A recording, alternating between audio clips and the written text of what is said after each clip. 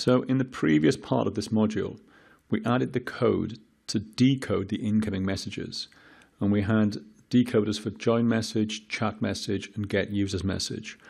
And they're all the messages that we can handle inside the on-message processing of the Java server. So what I'd like to do now is to break this on-message processing down so that we process each of these messages in a different way. So we'll remove the broadcast from this. And then inside here, in this case, we'll have a simple set of if and else. Inside here, we'll have a set of if statements that just looks at the type of message we've been sent and then processes the message based on that type.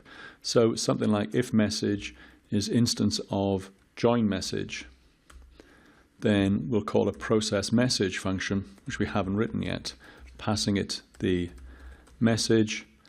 And for this, we need to cast this to be of type join message.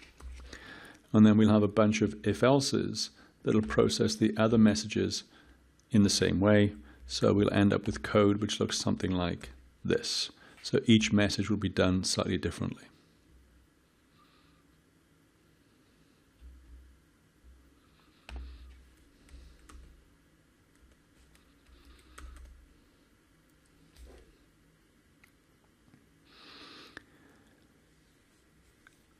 So we need to add process message for each of these message types.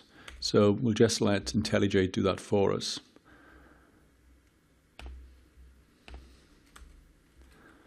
So we add one process message for join message. We'll add one process message for chat message. And we'll add one process message for get users message. So chat message here. And then this one will be get users message here.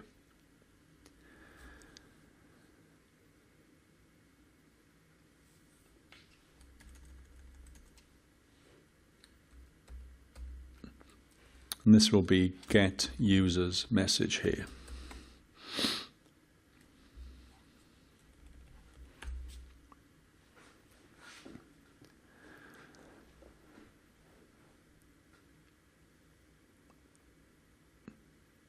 So taking these simplest first, the simplest one to implement is chat message.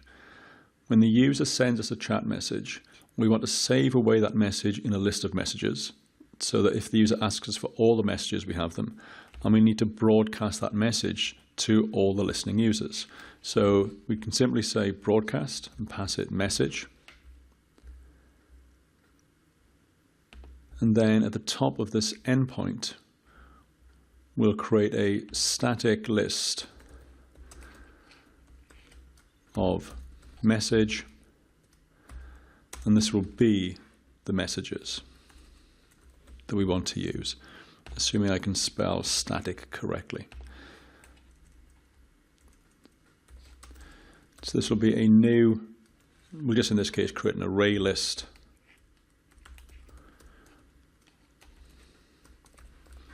to hold these messages. And then in the process message for the chat message, we're simply going to do messages.add message. So we save away each message that gets sent to us.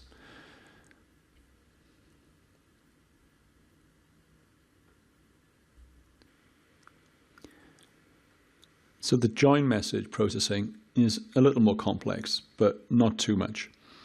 What we'll do for the join message is create a user and save that user in a list of users. So to do that, in my sources, I'm going to create a new Java class called user. And that Java class will simply have a name field, which is going to be a private string name. And again, for this, we'll create a getter and a setter. Then back in the endpoint,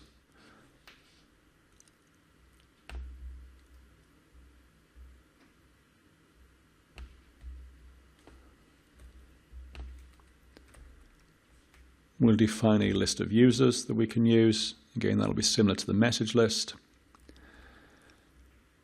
And then in the process message for user, we'll have a user,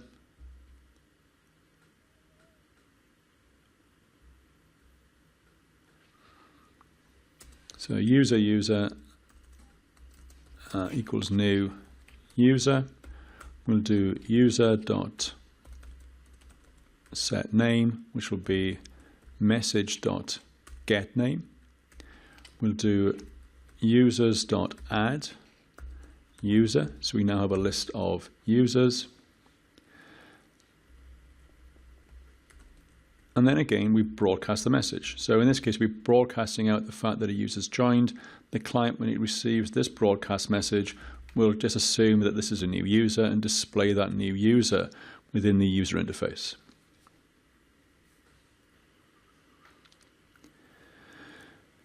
So the final incoming message to process is the get users message. And in this case, when somebody asks us for a list of users, we're going to send out two other messages.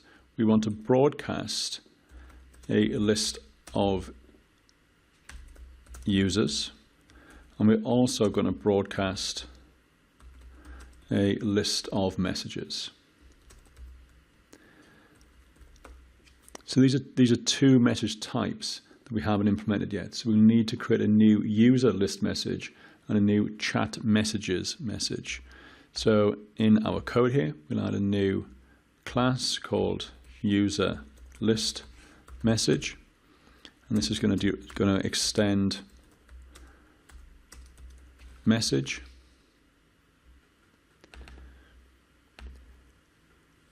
And the user list message will contain a list of users. So when we create this thing, we want to set the message type to be false. This is an outgoing message, so we have to be able to set the type, and we want to initialize it with the list of users that are passed to us.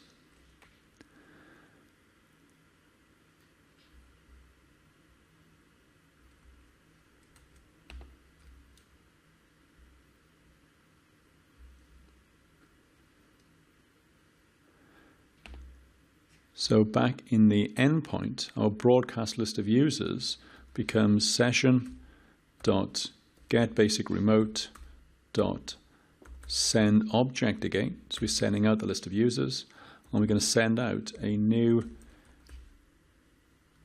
user list message, and that user list message will contain a collection of users, and that's simply on chat endpoint.users.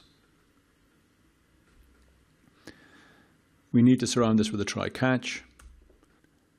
So similarly to sending out our user list message, we need to send out our chat messages message.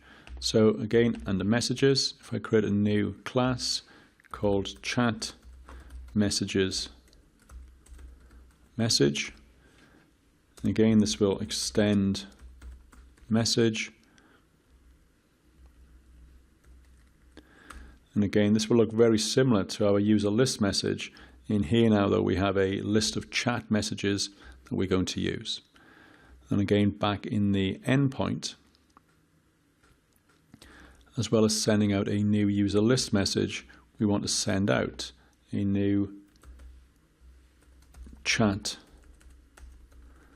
messages message. And rather than passing this the chat endpoint.users, we pass as the chat endpoint.messages.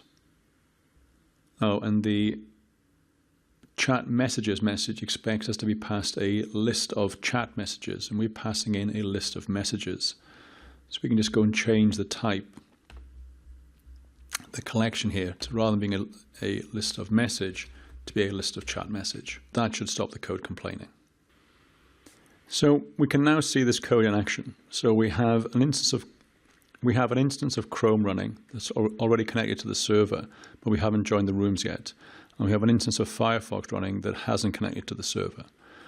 So if inside Chrome I type in my user's name, let's say Alice, and click on join, then Alice's name is entered. That's been sent back to me, and we can see that here. And if I go to Firefox and browse to the server, Firefox should send out a get users message, and we should get back the list of users. Sure enough, we get back Alice. If I go into Firefox and type in the name Bob and click on join, then Bob is broadcast to both. And if I go back into Chrome and type in a message such as hello Bob and click on send, then that message is sent to both browsers. And just to show that if we bring up a new browser, so I'll kill Firefox, go back and run it again, and enter the address or localhost 8080, then when we connect, we should bring back a list of users and a list of messages.